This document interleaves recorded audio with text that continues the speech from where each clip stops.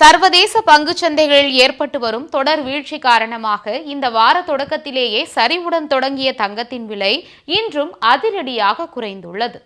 சென்னையில் இன்று 22 கேரட் ஆபரண தங்கத்தின் விலை சவரனுக்கு 3200 ரூபாய் குறைந்து ஒரு சவரன் தங்கத்தின் விலை 1,10,400 ரூபாயாக நிர்ணயிக்கப்பட்டுள்ளது.